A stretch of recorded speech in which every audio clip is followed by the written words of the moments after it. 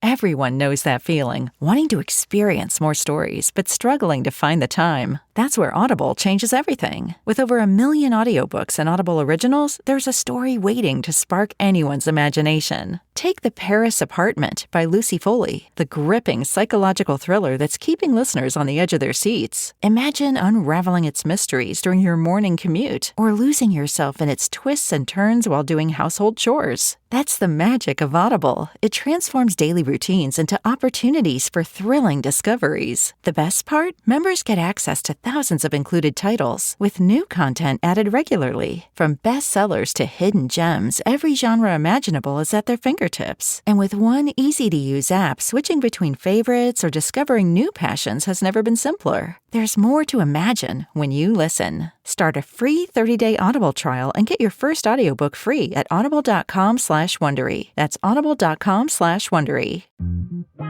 Don't ask me to talk.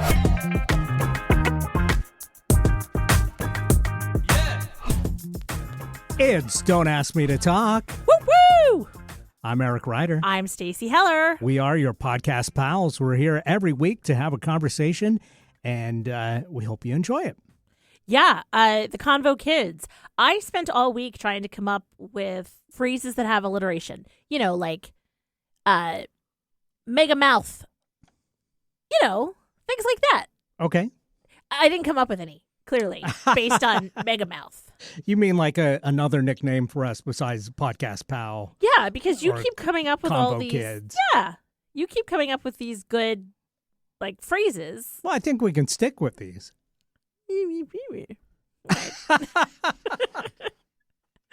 I want to add to the conversation. Okay.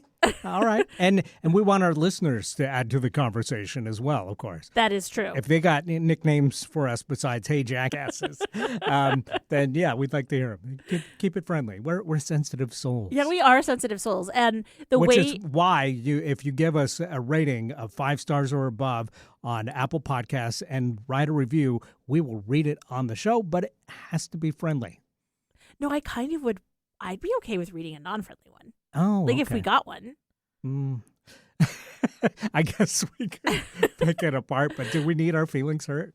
Well, my feelings get hurt all the time. It is definitely, like, it is truth about what they say about women in their 50s. Right. Like, we have 0 Fs to give anymore, and we're angry. Like, we've been suffering from death by 1,000 cuts, to use a Taylor Swift line from a song. And so, like, I find myself, I am, like, cranky. Anyway, but let's not talk about that. I just feel like if people don't like the show, there's like 1 million shows for folks now that they could easily spend their time on. So why spend your time on something? Because people are weird. They like to be haters. True. Well, shake it off.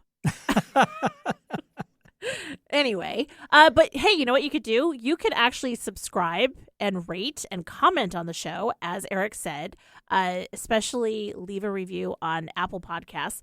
You can also follow us on Instagram and Facebook at Don't Ask Me to Talk. And you could text or call us at 475, note the area code, it's 475-999-2726, or email us at asking@don'taskmetotalk.com. That's right. We would love to hear from you. And it's 475-999-2726 because we are based in Connecticut. Okay. In our minds. In our minds. It's like that James Taylor song, but In we're our going to minds. Connecticut in our minds. I've never been there, but I assume there. it's a nice place. It's a very nice place. Okay. I lived there and spent the first half of my married life there. And when I was looking for a phone number, there weren't any that had 206, 425, other area codes from around this area. So I was like, oh, let me do one someplace that I know. And at a certain point, you were both like, we got to Connecticut out of here. Right. That's what I was like. Oh, boy. All right. It's fair if you want to tell us that bad puns are bad. Okay. But hey, you know what we talk about on this show? Bad puns and fun holidays and random threads that we follow. And we never met a tangent we didn't like. Tangents are the best. Yeah, that's the random threads that you're talking about. Right, exactly. Yeah, not literal threads. We're not making sweaters or... Although, Have other you fine ever- accoutrements on this show. Have you ever pulled a thread on a garment and had the garment unravel? Not completely, but I've certainly had, I've made things worse trying to make them better many times. Oh, yeah. Including with clothes. I just found out this summer, so I occasionally get little holes down on my T-shirts towards like where your belly button would be, let's say. I get that too. I found out it's from the zipper on our pants, shorts, jeans, whatever. Okay, I think in my case it's belt buckle. Or belt. Yeah. Yeah. And I was like, do I have moths that only like to eat like, this one spot? Like, what is the deal? And Right. then when my mom was visiting, her friend Lee was also here visiting her daughter that lives in Washington.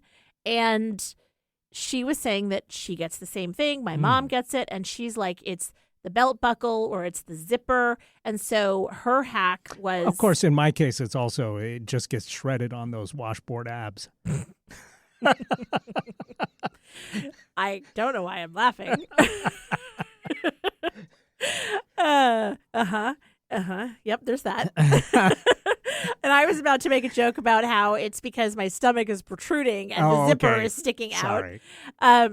And Lee's hack was take some clear nail polish and make the zippers less pokey and put the clear nail polish so it softens the hard edges.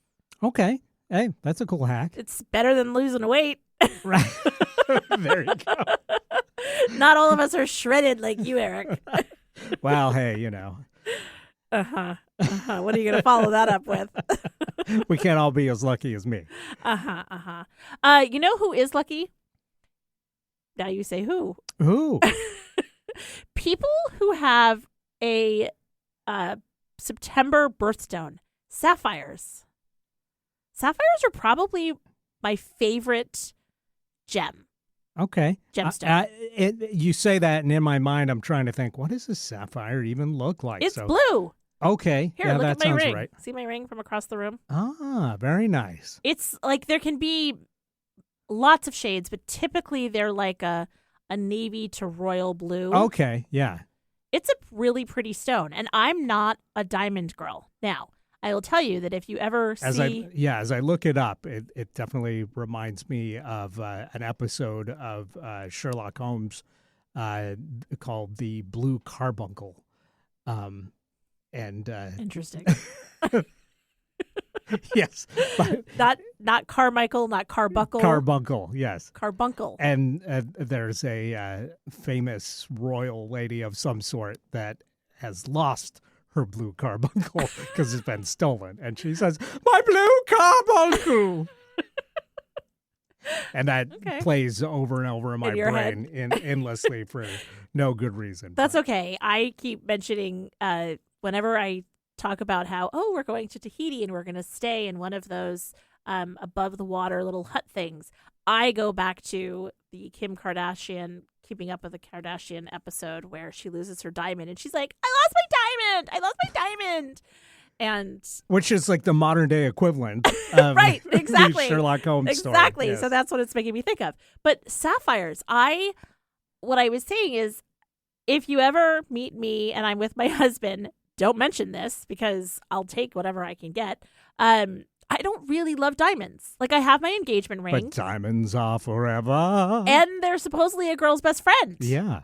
But also, I just watched because I was sick with COVID all last week, been binging TV endlessly. I watched a 2-hour documentary on the music of James Bond. ooh, I bet that was good. It was actually pretty fun. How current did it come? I believe it was from 2022, so it Okay. was pretty current, yeah. Interesting. But it just reminded me of how great the music from James Bond There's always is. that Yeah. signature song.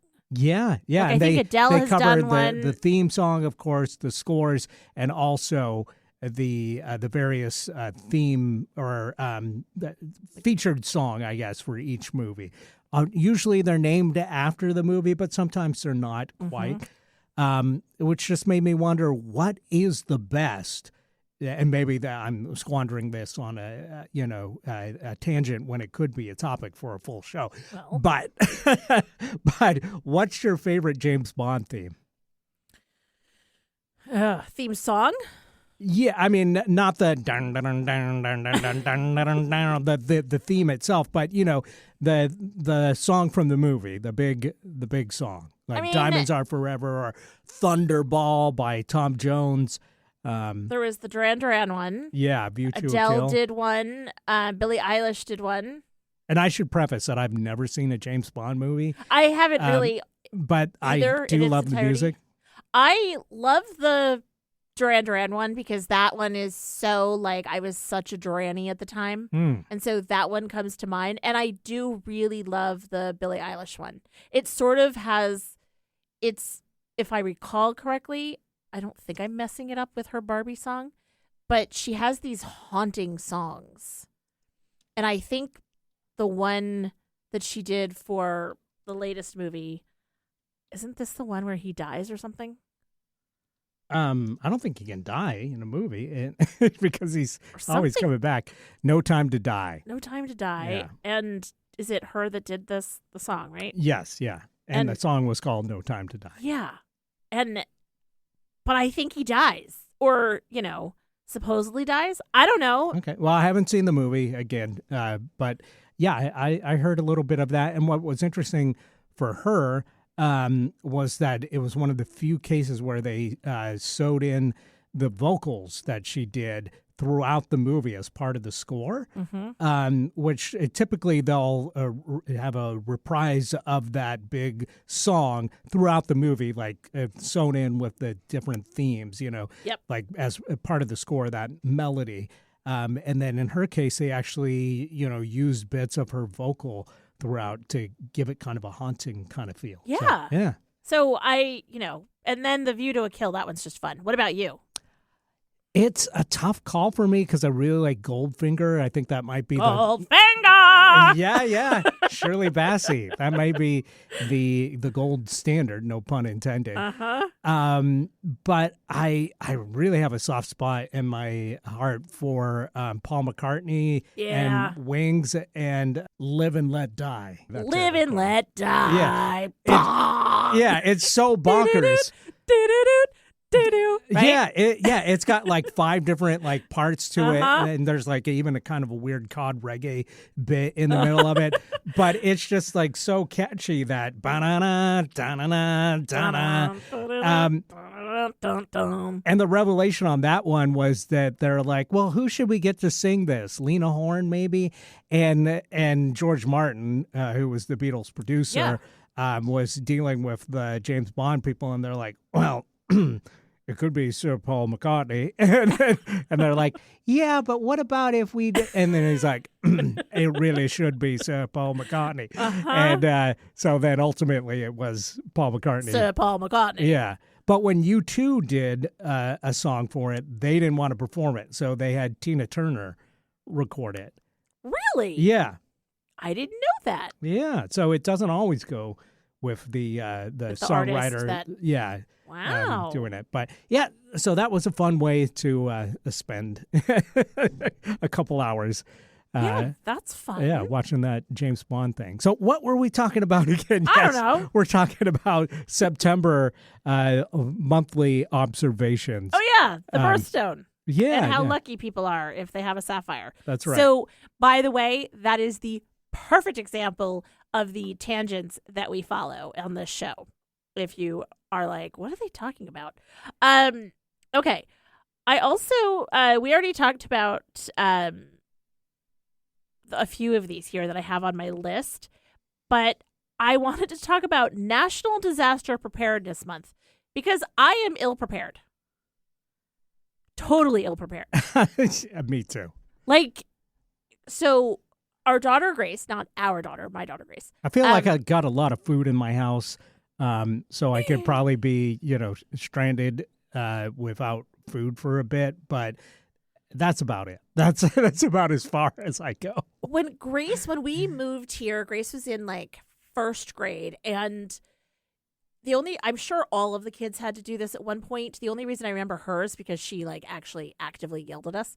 And she was like, you need to have a national disaster preparedness kit. And she had a homework list, and she had to go through and mention all of the things, like, or go home and check or go back to school and check off all the things that we had. And it was like fire extinguisher, and we were like, no. And it was like gallons of water, no. First aid kit, no. Cash, no.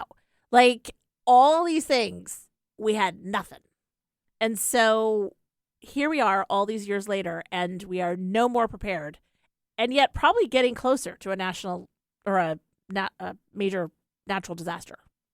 So, hey, everybody. I know that Costco sells kits like these buckets that you can get. Yeah. I feel like maybe that would be a good Christmas present for me from Grace. Maybe, but also, have we reached a time in our life where it's like, if it happens, it happens, then, we've had our time. We've done all right. Well, yeah, but like if the house comes down on me, fine. But like if I am stuck and I don't want to die of starvation or thirst, like that's depressing. But you're not like me. You don't have like a 10-gallon container of Kalamata olives that you can somehow survive off of for the next 6 months. No. Oh, okay. So I see how you spend your money at Costco. It's not on natural disaster kits. Well, it's on Kalamata olives. Not on purpose, not but exclusively. You'll see sometimes like that's an incredible bargain for 10 gallons of Kalamata olives. You sound like my husband. He's like, well, I should get the olive oil. And they never go bad, so maybe I should get these. And then you spend like the next 10 years like staring at them in your fridge and going, why did I get a 10-gallon container of Kalamata olives? Right. And then they get the weird, filmy, like gross ickness to them. And you're like, now I don't want to eat them. Well, but I'm not going to throw them away. It was probably about a month into eating those that I said to myself, I kind of don't like Kalamata olives. Make a nice tapenade. I like it in Greek food, if it's in, your gyros or, whatever with your dolmatis, if it, it's mixed in there, pretty good. Yeah. But if I'm just eating a handful of them bad boys and pulling out the seeds, it's like, no. Make a beautiful tapenade and then bring it for a work event. There you go. Right? and never mind, folks, that these are 10 years old. Don't worry about They're it. Still fresh. Nobody needs to know. They're fine. They never go bad. They don't. If they did go bad, then I would at least be able to go, well, sorry, they've gone bad. I'm going to have to just toss these out. But because they never go bad, I'm just living with them till I die. Well, or until I need them in an emergency. Well, remember last episode we were talking about hidden talents and I said I'm really good at hosting? Mm-hmm. I think you could bring me those Kalamata olives and I could do something with them. That could be, I could like a business them. Maybe. You get all your party foods from donations from people that overbought at Costco or whatever store. Actually, that's a thing. That should be a thing. Yeah. It would be but you'd need some kind of tests or something just to make sure everything was... There's no foodborne illness. It's like when I was a lifeguard and you had to do the pH test. So there needs to be a pH test on food. That's right. There should be something like that. Uh-huh. If we could do it with COVID. But surely. Yeah. I mean. I can just imagine swabbing the top of the olives, dripping 3 drops in a little stick. A little thing. And it's like, woo, that's bad. You can tell I've taken a few of these tests recently. Yeah, I think it's on your mind. No fun. All right, one last holiday before we maybe take our first break. Well, classical music month. So I'm going to go ahead and go back in time and sandwich that before that full conversation about the James Bond scores. Yeah. So it actually ties together. Beautifully. Yes. It's like you knew what we were talking about. Just amazing. But I was going to bring up the National Blueberry Popsicle Month. Okay. This one made me angry. Angry? I had a very visceral reaction. I'm like, okay, listeners, please Correct me. Send me notes, comment, send me an email, call, leave a voicemail. Who is eating a blueberry popsicle? I would love to eat a blueberry popsicle. I'm sure it's delicious, but most blue popsicles that you have are blue raspberry. Like, there's not a lot, unless you're eating, like, the organic stuff, which clearly I'm not, based on my very visceral reaction. Well, as I Google it, or Bing it, whichever you prefer, I see a ton of recipes for blueberry popsicles. So maybe the thing is you have to make them at home, because I think you're right in that I don't see them in the store as a thing usually. But it seems delicious. A lot of them are blueberry yogurt popsicles. Right. Which, and are they skinless? Skinless. No, I mean, I think you just throw the blueberries in there with some. I have a thing about that. You don't like blueberry skin? Well, because it gets in your teeth. Like, okay, so funny story. And here's another thread. I'll allow it. Thank you. But watch yourself, counselor. Okay. Grace was talking about how she had to pick up bagels at work. And so she was ordering the bagels, and she was going to order a bunch of poppy seed ones. And somebody was hearing her place the order, and they're like, poppy seed? Nobody eats poppy seed. And she was like, my whole family loves poppy seed. I love poppy seed, yeah. Especially the muffins. Get those sometimes. So she was like, everybody likes poppy seed. And they're like, nobody eats the poppy seed. So she's like, well, I'm just going to get one. She said, sure enough, at the end of the day, all the bagels were gone except for the poppy seed. Uh-huh. So the only thing we could come up with is that in a work environment, people are concerned about getting poppies in their teeth. Oh, I think they're worried about taking a drug test. Well, there could be that too. The next day. It could be that. Because there was a story back in the 90s of someone testing positive for opium because of the poppy seeds in a poppy seed muffin. That's what and it this was also a Seinfeld plot. It ripped from the headlines of the day where Elaine got, kicked out of work because of a poppy seed muffin. Exactly. Yeah. So I don't think that's what the case was, because there's not enough.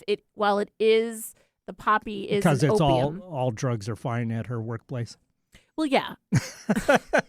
No, because there's just not enough of the opioid in a poppy seed to even trigger. No, I think that's a real thing. But because they advise you not to have they do poppy seeds before you do a drug test. But I think they don't want you to mainline them. You don't snort them. Maybe, but I mean, that is weird to me that anybody would be like, I don't like poppy seeds or poppy seed bagels or muffins or whatever. And blueberry muffins are delicious. And blueberries in general, I always seem to get the little skins in my teeth. Maybe I just need to floss But more. It's delicious. It is delicious. Ugh, whatever. It's just for some reason I really didn't like the idea of there being a whole month dedicated to blueberry popsicles. I mean, it is weird for a product that's not readily available, but I guess that's what they're trying to increase possibly. Maybe. Yeah. Maybe. All right. Should we take a break here? We should, yeah. I'll rest my laurels. Yes. Crawl down from your soapbox. Okay, all right. And when we come back, we'll talk about some other stuff. Yeah. Like some of the holidays that people are celebrating this week. Perfect. We'll be right back. I'm not famous or connected or an influencer. I'm Stacey Heller of Stacey Connects, and I love to talk with strangers, friends, and family. So I started a podcast about making connections through conversation, asking questions instead of making assumptions, and addressing the elephant in any room. I also often go on tangents that beg the question, where is she going with this? Stacey Connects is meant to be enlightening and entertaining, or as I like to call it, edutainment. Listen, enjoy, and subscribe to Stacey Connects wherever you listen to your favorite podcasts.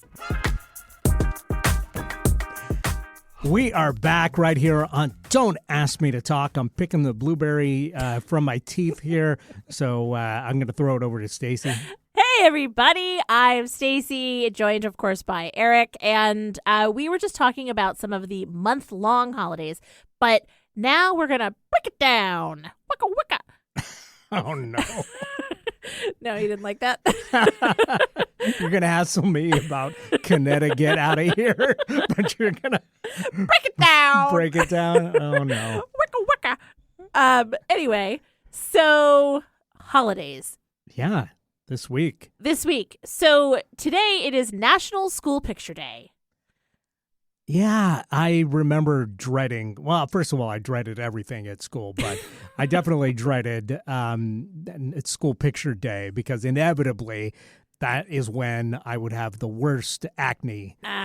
Like in your For like some reason, preteen like and you could put years? it on the calendar, 2 days before. Acne is going to show up Yeah. because we've got a picture coming up. So. Yeah. Well, it's one of those things that it really follows the ages and stages of like where you are. Like when you're a little kid, it is like little girls love to get all dressed up and it's like woohoo. Or there's, the girls that are like, their hair is like very Pippi Longstocking, like all over the place.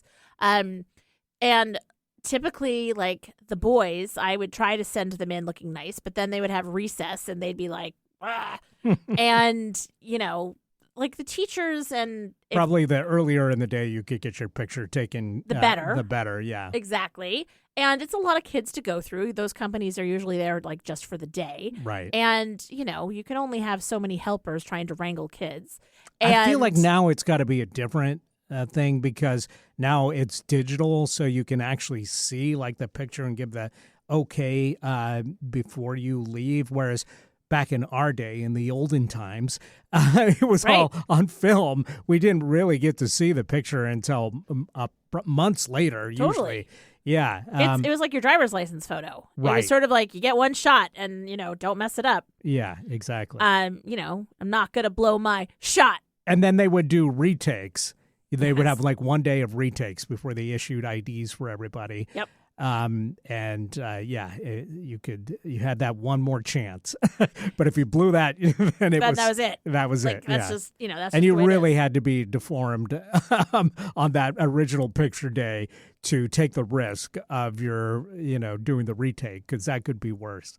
Well, and I'm impressed. Like I've seen stories and heard about stories where people do some impressive things, like teachers who wear like a certain sweater or something and they wear it every year on picture day for their entire course of their teaching career, or the kids who, especially the seniors, who, these days there's now senior photos where they get like their photo sesh. And so the pictures that are in the yearbook are very often not the school picture, the ID picture, but, their whole separate picture.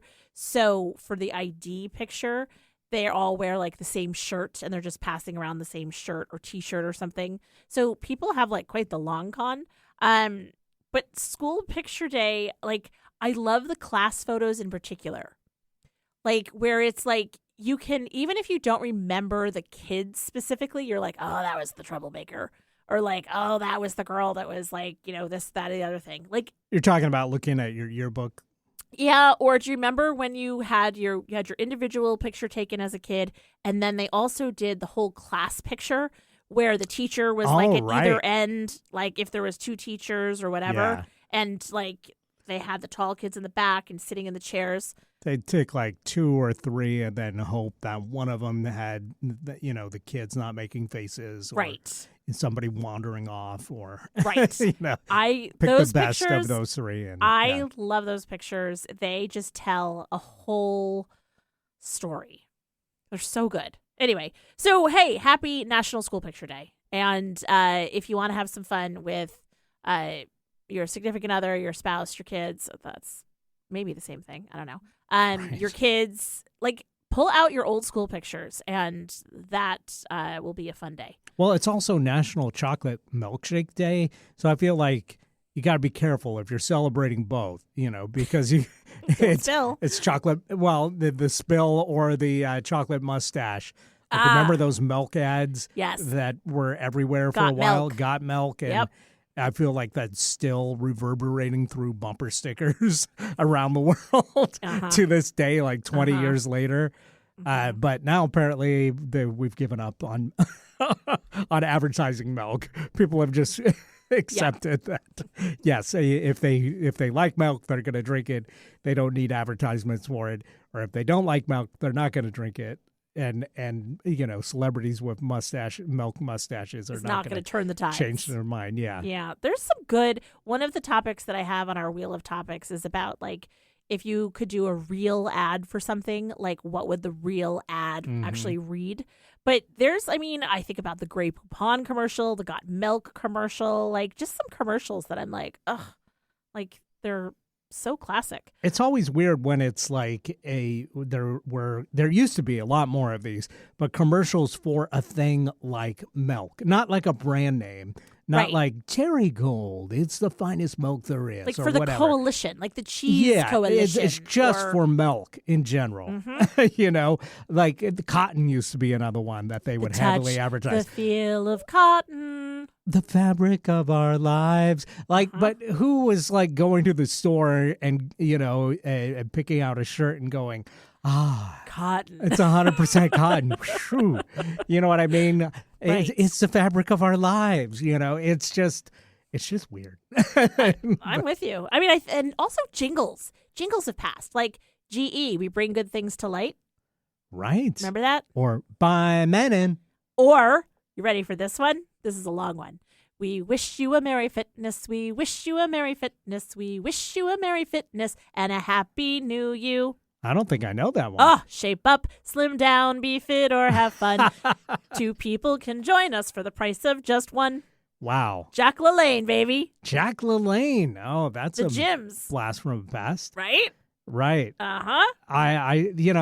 When they pick like a public domain song like that, it's really genius because these songs already stick in your brain. Right. But also they don't have to pay No. anybody to use this At all. And these new lyrics sometimes, supplant the original. Like, we wish you a Merry Christmas. Like that, the one I think of a lot is, unfortunately, because it was just such an earworm, is the movies.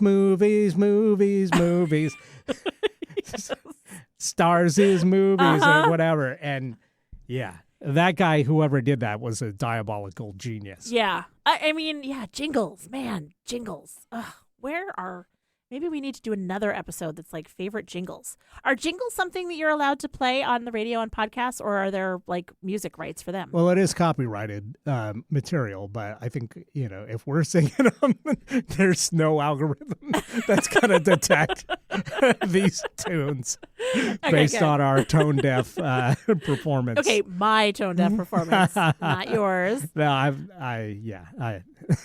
Okay, speaking about blasts from the past, most of them are out of my range, so. well, all right, they're all out of my range.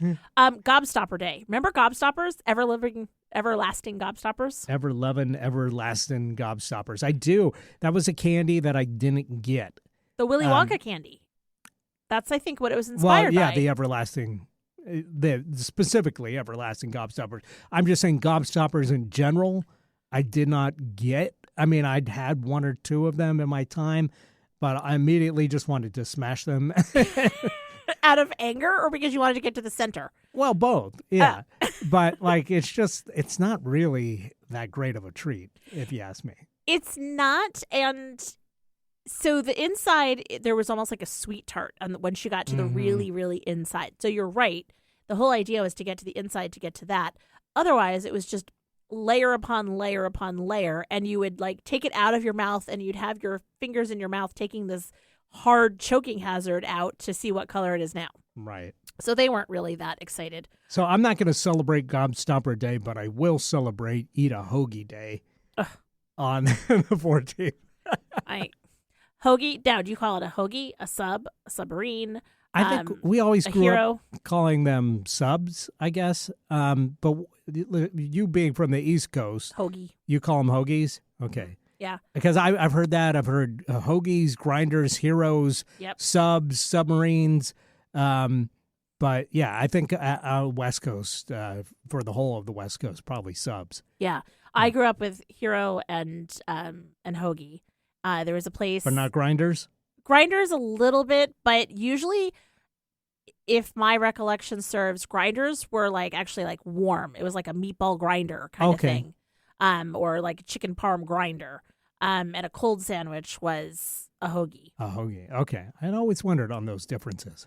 Yeah. But, that may have just been me. And then, what do you think about Make a Hat Day? Are you a hat person? There are a couple specific styles of hats that I think I look all right in. And so I tend to stick with those hats, and I've got multiple versions of those particular styles of hats. But there's a ton of different hats that make me look really goofy. So I am typically not a hat person. Is it the Goofy hat? Doesn't Goofy wear a hat? He does. He has a little kind of a weird little beanie Like a kind of Jughead thing. thing. Yeah. But yeah, I don't usually wear the crown hat. Okay. All right, that's fair. How about yourself? I don't think I've ever seen you in a hat, but then again, this isn't necessarily a hat environment. Yeah, my head is so big. How big is it? It's so big that no hat can fit Contain my you. head. Yeah, can contain me. Yeah, it's bad. So a fascinator would be good. There you go. Yeah, but then You don't see enough fascinators anymore. right, it's fascinating how little you see. In fact, I also thought it's interesting that on the 16th there's something called Stay Away from Seattle Day. Okay. I looked this up. Sometimes I look them up, sometimes I don't. I looked this one up because, ironically, my niece, her husband, and 2 kids are going to be visiting me. Wait, so Feast Portland and Stay Away from Seattle Day are on the same day? I think we have figured out who's behind this. No. It was some Seattle native who was like, it's a beautiful time of year. Like, go away, tourists. Don't come around this time. Give everybody a break. And then, like, everybody can have a break and native Seattle people can enjoy it or something like that. It's kind of like that lesser Seattle Yes. movement. Okay. They mentioned the lesser Seattle movement. Got it. Uh-huh. So go to Portland and feast. right, and leave in us alone. Portland and leave Seattle alone for a week. Uh-huh. Fair enough. I also think it's no coincidence that National First Love Day and Locate an Old Friend Day are the same day. Uh-huh. That just seems to be stirring up trouble. Yeah. Like all those people that go on Facebook and reconnect with their first love, and the next thing you know is they're divorced and they're back with like their high school girlfriend or boyfriend. Right. It's become a trope. Anyway, all right. Are we out of time? Yeah, we're out of time for our holidays for this week, but we still have time for our main topic, which Woohoo! I will remind you is worst jobs. Okay. So I'm going to say Steve. But when we come back, we'll see if that's what you meant. Okay. Stay tuned.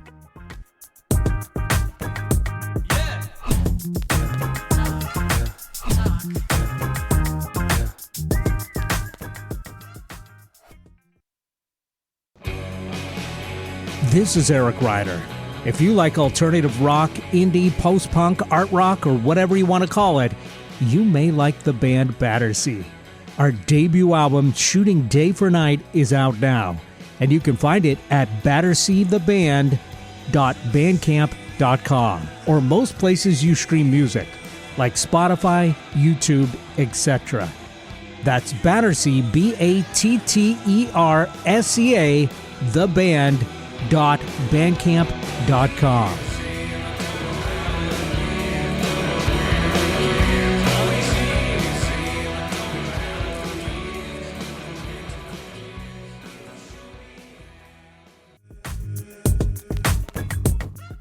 Hey, welcome back to Don't Ask Me to Talk. I am one of your hosts, Stacey Heller. I'm the other host, Eric Ryder.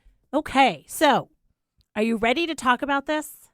Yes. So the topic is worst jobs. Worst jobs, yeah. And again, I always like to ask you, what was the thinking behind putting this on the wheel?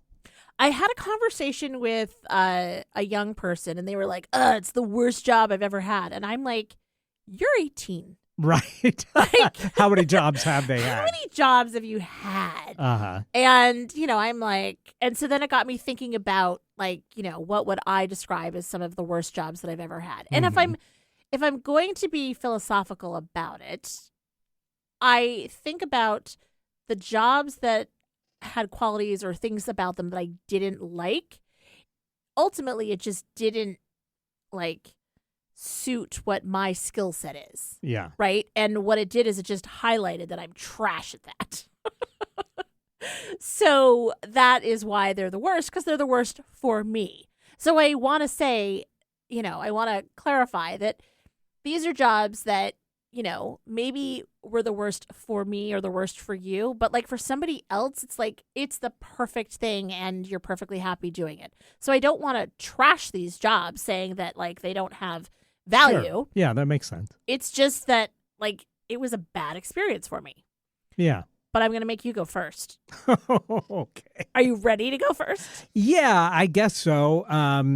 I've had a number of jobs over the years, and I think in my mind, the worst ones were the 2 times that I worked at different restaurants as dishwashers. It's just a thankless job. It's a lot of work. You get dirty. It's smelly. It's greasy. And you're paid. It's the worst job in a restaurant, and you're paid the least. Which you're not part of the tip pool, right? Not usually. Some restaurants will, make you part of the tip pool, and that is a big. If you're looking for a dishwasher job, ask about that before you take the job, because that can really help a lot, make it a lot more sufferable. But yeah, it is just one of those jobs that it's just like no respect, not good pay, hard work. It literally is thankless. Did you have those machines that like you could push things through? Yeah.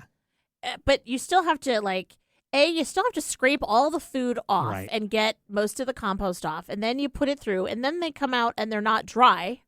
Well, unless you have the dryer thingy. It's not so much the doing the dishes itself, because that part can be a little bit zen. You can kind of zone out. Sure. It's easy enough, especially loading stuff into a washing machine.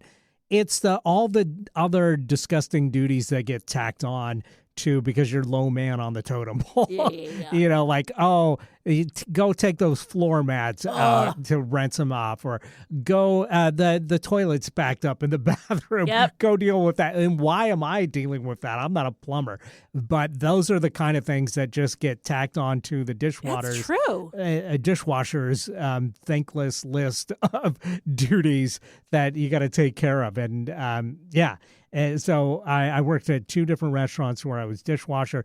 The second one, I got moved up to being a busboy, and that was like the best day of my life at that point. You were like, "Wow, I made it!" Yeah, exactly.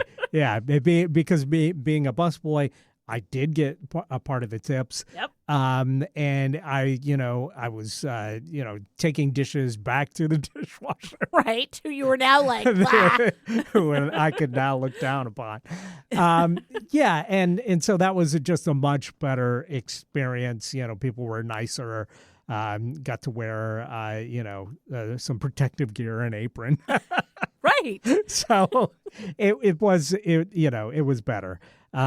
But yeah, just being a dishwasher is just not a lot of fun, which is why people typically move on as quickly as possible from that. But if you're doing that job, a big thank you to you, because restaurants can't exist except for like a McDonald's or whatever. Even them, they have to rinse those trays. Yep. But you're a vital part of that operation, and I just wish restaurants would, appreciate the person doing that position a little more. It's funny. I this weekend, as a favor to actually former sponsor of the show, Vance Dingfelder of Dingfelder's Delicatessen. He also owns Nourish Catering, and he needed some help. He was doing an event this weekend, and he needed some additional servers, and he needed a bartender.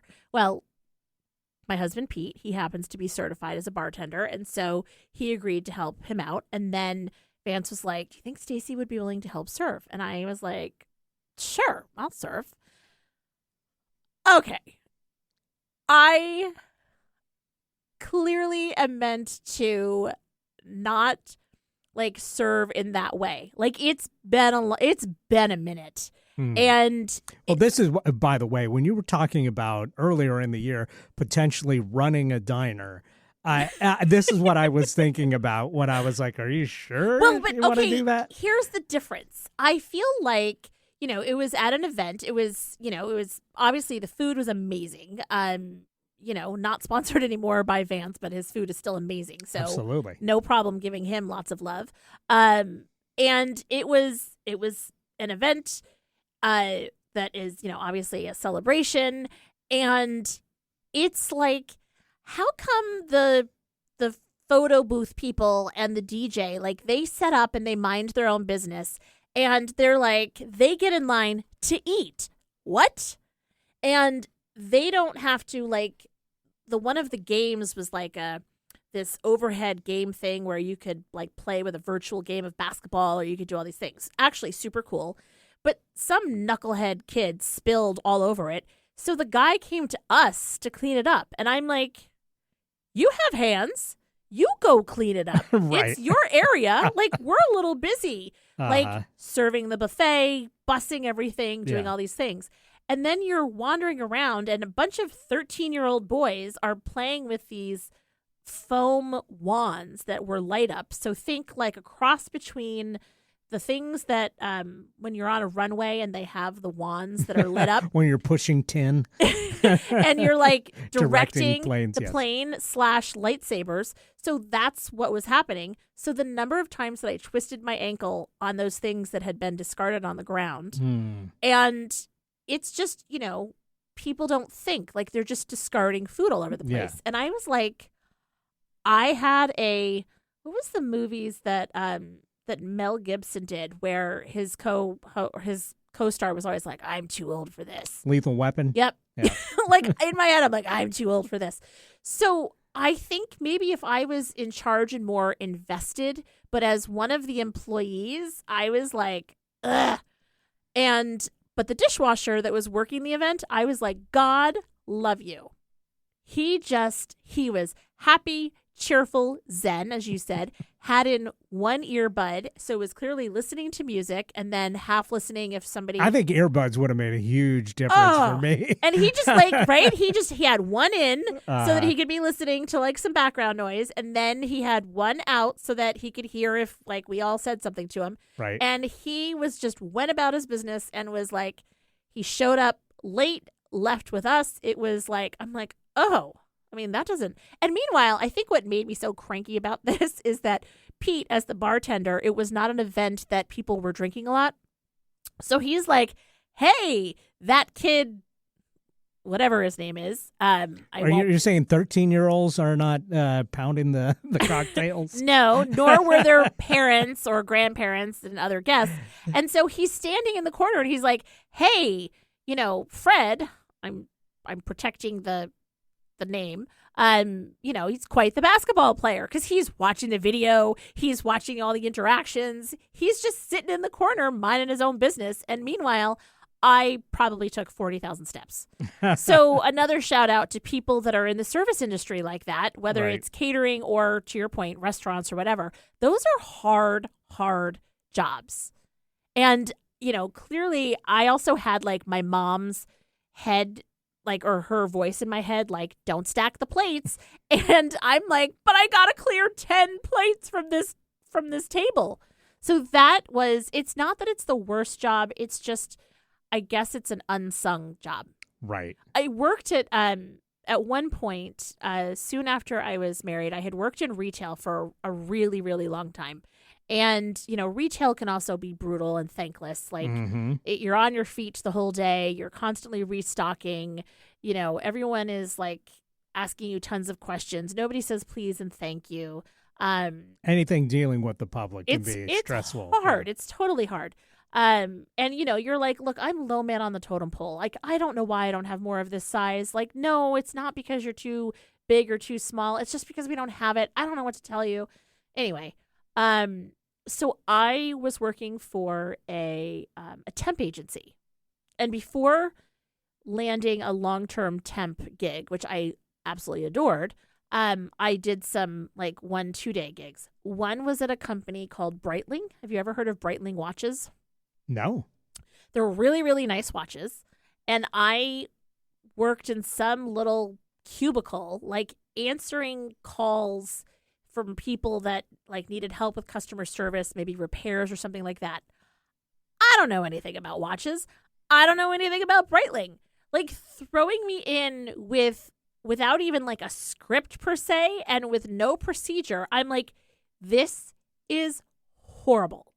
Like, Ye- this yeah, you is would think that would be very important to them to give you the talking points nothing. for answering people's questions. It Wow. was horrible. And I have So you're just paid to make conversation so I'm with like angry customers. yeah, and I was like, I don't know. Like I'm like, I don't know what model. I don't know the procedure. So Well, maybe that's why we don't see Breitling watches anymore. I don't know. But I ended up Mismanaged. midway through the day saying that there was a death in my family and I had to leave. Because it was like, and there was nobody available to help me. Uh-huh. And I was like, the level of detail that was required to be of service to people. I mean, I think it's part of what makes a job the worst job is also the training that you're given. If you're Yeah. given no training Yeah. and, like you don't know about something right off the bat, Mm-hmm. and obviously this being a temp gig, they can't expect that people were going to come in and be like, oh, Breitling watches. I really love that Aviator 360F that you sell. Like, I couldn't afford a Breitling watch in this economy. Anyway, Now I got to look them up because I don't think I've ever even heard of. they're actually quite a nice watch. They're not cheap. At least they weren't at the time. I think they're steps below like a Rolex or whatever, but they're steps way above a Casio. Oh, I see. Because it's spelled Breit Yep, Ling. Ling. Yeah. Okay. So Swiss luxury watches. Wow. Yeah. These are pricey. Yeah. So yeah, you would think that they would train you a little better to deal with the angry rich people Right. that buy these watches. Right. Yeah. So that was That's a wild. horrible job that I had. I mean, it was just sort of defeatist because I'm not a quitter. And so the fact But you that quit on the first But day. I quit. Well, it was a temp job. It was only a day-long job because they were like sorely understaffed. Uh-huh. But I was like, I am just going to make enemies of this brand. I'm not a quitter, but I quit. But I quit. It's the only time that I quit. I also had a job when I was in like 5th grade, maybe 6th grade, where I had to walk a neighbor kid to school. And I was like, this is the worst. I basically like bullied that kid to school every day. So it was really not a great harbinger of things to come and how I would raise my children. The fact that I have 4 children, I'm like, oh, God has a sense of humor. So, yeah, that was not a shining moment for me. See, while I was dishwashing, I would have killed to have this, customer service job helping people with watches. Well, because it's like technical and Totally detail. should have gone that and- route. Yeah, like But I always thought, like, I've got no experience with that. I shouldn't apply there. no. I've got restaurant experience. Well, here's the deal. Like people that are looking for jobs that, like need a paycheck and don't really know what they want to do, actually consider a temp agency because you're sent to these places and you're filling in and you kind of get an idea. It's usually office or customer service or something. Like my long-term temp job was actually as a receptionist for Macmillan Publishing and their home offices in Greenwich, Connecticut. So it was like very hoity-toity. And I was going back to school at the time. So I would sit in the front office area, like typing up my term paper and looking all dressed up and cute and basically going to school and answering the phones at the same time. And it was like, this is great. So, sometimes like maybe it's not your career, it's just a job.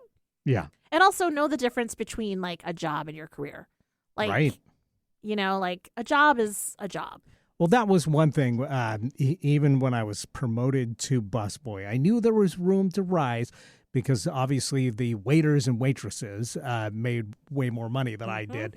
But when people ask me about, hey, do you want to train to become a waiter or waitress, I always was very reluctant to do that because I didn't want to get comfortable in a job that was not my career, which, I had planned to be radio, and I was going to school the whole time while I was working at a restaurant. And I was afraid that if I was going to get something that actually paid a livable wage, Right. that I was going to give up on, trying to break into what I wanted to do, Right. which was radio.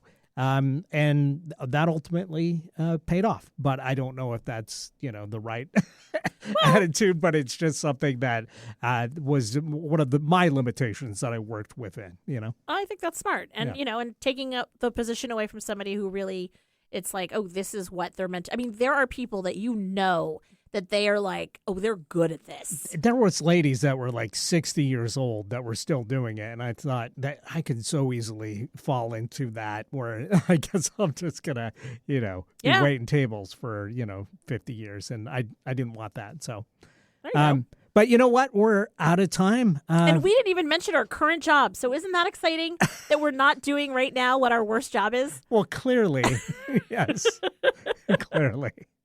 Oh, All right. So what are we going to talk time to about? spin the wheel and find out what we're talking about on the next show. Uh-oh. He's got a little bit of a grimace. Rename yourself. Oh. This almost sounds like an insult. Hey, pal, why don't you go rename yourself? No, like if you Clint.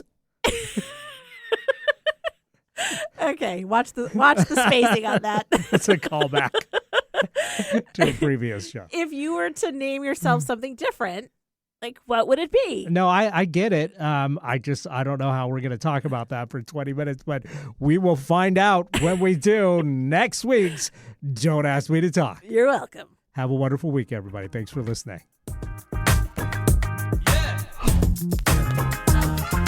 Yeah.